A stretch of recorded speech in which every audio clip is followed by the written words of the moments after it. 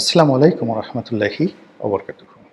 সম্মানিত দর্শক, আজকে যখন ভিডিওটি করছি ঠিক সেই সময়টাতে বাংলাদেশের একটি খবর রীতিমতো অনেককে অবাক করেছে। আপনারা সবাই জানেন যে ত্রয়োদশ জাতীয় সংসদ নির্বাচনে বাংলাদেশ জাতীয়তাবাদী দল বিএনপি ভূমিধস বিজয় লাভ করেছে। আর সঙ্গত কারণেই বিএনপির চেয়ারম্যান জনাব তারেক রহমান সাহেব প্রধানমন্ত্রী হচ্ছেন। আমাদের দেশের অতীতের যে স্মৃতি, সেখানে যিনি প্রধানমন্ত্রী পদে বসেন তার একটা ভাবসাব থাকে, এবং যেই মুহূর্তে একজন লোক প্রধানমন্ত্রী হন সঙ্গে সঙ্গে তিনি তার অতীত ভুলে যান, তার বর্তমানও ভুলে যান, তার নিজের অস্তিত্ব ভুলে যান। তিনি কে, কোত্থেকে এলেন, কিভাবে এলেন, এ সকল প্রশ্ন কেউ করতে পারে না। এমনকি প্রধানমন্ত্রী যদি টের পান যে তাকে প্রশ্ন করতে পারে এরকম কোনো মানুষ আছে পৃথিবীতে, অমনি তার গাল ধরে, কান ধরে, মানে তার 12টা বাজিয়ে ছেড়ে দিতে হবে যে এত বড় সাহস, আমি প্রধানমন্ত্রী, রাজাধিরাজ, মহারাজ, আমাকে নিয়ে প্রশ্ন করো, আমার লেখাপড়া কী, বংশ কী, আগে দরিদ্র ছিলাম না ধনী ছিলাম, ইত্যাদি বিভিন্ন বিষয় নিয়ে তুই মনে মনে চিন্তা করিস, আজ তোর একদিন কি আমার একদিন হালুম। এভাবেই অতীতে চলেছে। আর সেই যে ধারাবাহিকতা ভঙ্গ করে যিনি প্রধানমন্ত্রী, সম্ভাব্য প্রধানমন্ত্রী না বলে তার যারা লোকজন সবাই বলার চেষ্টা করছেন, জনাব তারেক রহমান সাহেব হলেন অবশ্যম্ভাবী প্রধানমন্ত্রী, অর্থাৎ যে সম্ভাবনাটা অবশ্যই, এর কোনো বিকল্প নেই। তো আমি যে ভিডিওটি করছি আজকে ফেব্রুয়ারি মাসের 15 তারিখ, বলা হচ্ছে 18 তারিখে সরকার শপথ গ্রহণ করবে। 3 দিন অনেক দীর্ঘ সময়। 3 দিন তো দূরের কথা, মহান আল্লাহ রাব্বুল আলামিনের কুন ফায়াকুনের কারণে 3 সেকেন্ডের মধ্যে পৃথিবীর মানচিত্র পরিবর্তন হয়ে যায়। তো সেক্ষেত্রে আল্লাহ তাকে রহম করুন, বরকত দান করুন তারেক রহমান সাহেবকে। তার নেতাকর্মীরা তাকে নিয়ে যে আশায় বুক বাঁধছেন, তিনিও নিঃসন্দেহে আশাবাদী। তো তার আশা পূর্ণ হোক। তো যেটা বলছিলাম যে তিনি তার রাজনৈতিক প্রতিপক্ষ গত একটি মাস ধরে তারা পরস্পরের বিরুদ্ধে যতটা প্রচার করা দরকার, প্রোপাগান্ডা দরকার, উভয়ই করেছেন। এবং ইতিমধ্যে সারা বাংলাদেশে জামাত এবং বিএনপি নেতাকর্মী এবং অন্যান্য যে সকল প্রতিদ্বন্দ্বী প্রার্থী রয়েছে, এমনকি বিএনপির বিদ্রোহী যারা প্রার্থী, তারাও পরস্পরের বিরুদ্ধে বিষোদ্গার করছেন, লড়াই সংগ্রাম করছেন, অনেক জায়গাতে মারামারি হয়েছে ইত্যাদি নানা ঘটনা। ঠিক সেই সময়টাতে জনাব তারেক রহমান সাহেব জামাতের আমির ডক্টর শফিকুর রহমান সাহেবের বাসভবনে দেখা করতে গেছেন। সেই দৃশ্য আমরা দেখলাম পত্রপত্রিকাতে। আর এরপর তিনি এনসিপির প্রধান জনাব নাহিদ ইসলাম তার বাসাতে যাবেন তার সঙ্গে দেখা করার জন্য। তো এটা বাংলাদেশের রাজনীতিতে একেবারে ব্যতিক্রম। পশ্চিমা দুনিয়াতেও এরকম হয় কিনা আমি দেখিনি। বরং যিনি নির্বাচিত হন, নবনির্বাচিত প্রেসিডেন্ট বা প্রধানমন্ত্রী, তাকে অভ্যর্থনা জানানোর জন্য সবাই সেখানে যান। এরকম একটা কালচার রয়ে গেছে। আবার আমরা হোয়াইট হাউসের ক্ষেত্রে দেখেছি, ধরুন প্রেসিডেন্ট বারাক ওবামা, তিনি ক্ষমতাসীন আছেন প্রেসিডেন্ট ইলেক্ট ডোনাল্ড ট্রাম্প। তো ডোনাল্ড ট্রাম্প ইলেক্টেড হওয়ার পর শপথ গ্রহণের আগে ইনফরমাল ওয়েতে তিনি হোয়াইট হাউসে যান তার স্ত্রীকে নিয়ে, এবং স্বয়ং বারাক ওবামা তাকে অভ্যর্থনা জানান। এটা ওদের কালচার। তো এক্ষেত্রে তারেক রহমান সাহেব তার স্ত্রীকে নিয়ে যদি গণভবনে যেতেন, মানে এখন তো গণভবন নেই, যমুনাতে যেতেন কিংবা বঙ্গভবনে যেতেন, এটা পশ্চিমা কালচারের মতো একটা নতুন কালচার হতো বাংলাদেশে। কিন্তু তিনি সকল কালচার ভঙ্গ করে সংসদে যারা বিরোধী দল হবেন তাদের সঙ্গে দেখা করতে গেছেন। সবাই বলছে এটা বিরাট উদারতা, এরকম উদারতা বাংলাদেশে হয়নি। শহীদ প্রেসিডেন্ট জিয়াউর রহমানের রক্ত যার মধ্যে প্রবাহিত, বেগম খালেদা জিয়ার রক্ত যার মধ্যে প্রবাহিত, তার পক্ষেই এ ধরনের মহৎ কাজ করা সম্ভব।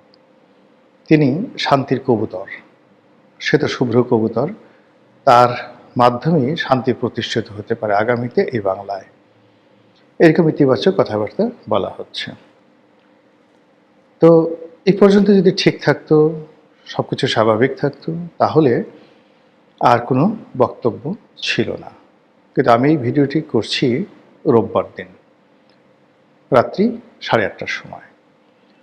তারপরের দিন অর্থাৎ সোমবার 11 দলীয় জোট বায়তুল মোকাররমের সামনে একটি প্রতিবাদ সভা ডেকেছেন। তো হঠাৎ করে এই প্রতিবাদ সভা কেন, কী উদ্দেশ্যে, কী কথা তারা বলবেন, ওটি অপ্রকাশিত থেকে যাবে। এই গেল এক। এবং এটা হতে পারে, একদিকে ধরুন আপনি পার্লামেন্টে বন্ধুত্ব করবেন, রাজনৈতিক সৌহার্দ্যতা থাকবে, পরস্পরের সঙ্গে সম্পর্ক থাকবে, আবার আপনার অধিকার নিয়ে কথাবার্তাগুলো নিয়ে আপনি রাজপথে কথা বলবেন। এটা আমাদের বাংলাদেশে অনেকবার ঘটেছে, বহুবার ঘটেছে। তো সেটা সমস্যা ছিল না। সমস্যা হবে যদি তারেক রহমান সাহেব এই যে জামাতের আমিরের সঙ্গে দেখা করলেন, এটি উনি নিজের ইচ্ছায় করে থাকেন, দলের পরামর্শ করে থাকেন, ভালো, এবং এটি ইতিবাচক। কিন্তু এটি যদি কোনো বিশেষ জায়গা থেকে নির্দেশনা আসে, উপদেশ আসে, অনুরোধ আসে, সেটা আপনারা অনুমান করে নেন কোথা থেকে আসতে পারে, তাহলে এই সাক্ষাতের মধ্যে একটি অশনি সংকেত বিরাজ করছে। যদি এ ধরনের একটি ভয় তারেক রহমান সাহেবকে কেউ দেখিয়ে থাকে যে জামাত যদি ঠিক না থাকে তারা যে কোনো সময় সংসদ থেকে বেরিয়ে যেতে পারে, তাহলে সরকারের পতন অনিবার্য, তারা শপথ গ্রহণ নাও করতে পারে, তারা শপথ গ্রহণের আগে ঝামেলা তৈরি করতে পারে, ইত্যাদি ইত্যাদি নানা বিষয়। আর সেই ভয়ের কারণে হোক, এই পরিস্থিতি উত্তরণের জন্য সেই একটা নেগোসিয়েশন বা একটি বন্ধুত্বের পরিবেশ তৈরির জন্য তার যে অগ্রগামী ভূমিকা, এটা যদি হয়ে থাকে, তাহলে এই ফলাফলটা ভালো হবে না, কোনো অবস্থাতে ভালো হবে না। আর আমাদের দেশে যারা ওভার অ্যাক্টিং করার চেষ্টা করেন বা অতিরিক্ত ভালো করার চেষ্টা করেন, তারা সবাই বিপদে পড়েন। আমাদের দেশটাই হলো শক্তের ভক্ত, নরমের জম। এখানে আপনি রাজা হবেন তো রাজার মতো থাকবেন, প্রজা হবেন প্রজার মতো থাকবেন। প্রজা যদি রাজার মতো ভাব দেখায়, ভীষণ রকম সমস্যার সৃষ্টি করে। আর রাজা যদি সাধারণ আলখেল্লা পরে, লুঙ্গি পরে, পাজামা পরে, পাঞ্জাবি পরে রাস্তাঘাটে ঘোরাফেরা করেন, তাহলে একটা ভিক্ষুক এসেও তাকে একটা খোঁচা দিয়ে যাবে। এই হলো আমাদের দেশের চরিত্র। তো সেক্ষেত্রে জনাব তারেক রহমান সাহেব যদি পশ্চিমা ধাঁচের উদারতা দেখাতে চান, আন্তরিকতা দেখাতে চান, সেটাও যেমন সমস্যা আমাদের দেশের কালচার অনুযায়ী।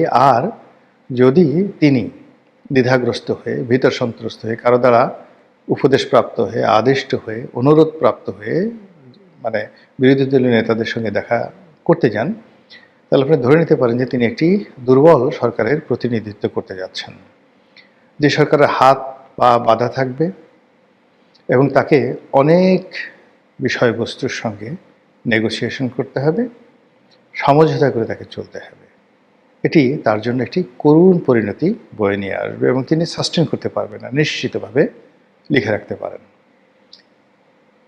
থার্ডলি হলো যে সামনে যে রাজনীতির সমীকরণ আসছে, সেই সমীকরণে একটা স্পেস আছে, বিশাল একটা স্পেস খালি আছে। আপাত দৃষ্টিতে সুন্দর একটি নির্বাচন হয়েছে, শান্তিপূর্ণ, এতে কোনো সন্দেহ নেই। এমনকি এই নির্বাচনে যারা অংশগ্রহণ করেছেন ভোট দেওয়ার জন্য, তাদের যে সংখ্যাধিক্য, এটাও আমরা যারা রাজনীতির বিশ্লেষণ করি আমাদের চিন্তার বাইরে। এটা প্রকৃতি প্রদত্ত একটি আশীর্বাদ। আমি বেশ কয়েকবার বলেছি এর আগে যে ম্যাজিক্যাল কিছু ঘটে যেতে পারে নির্বাচনে, এবং ম্যাজিক্যাল সেই ঘটনা যদি ঘটে, তাহলে ভোটাররা ভোট কেন্দ্রে আসবে, ভোট কেন্দ্রে শান্তিপূর্ণ পরিবেশ বজায় থাকবে, ইত্যাদি আরও অনেক কিছু।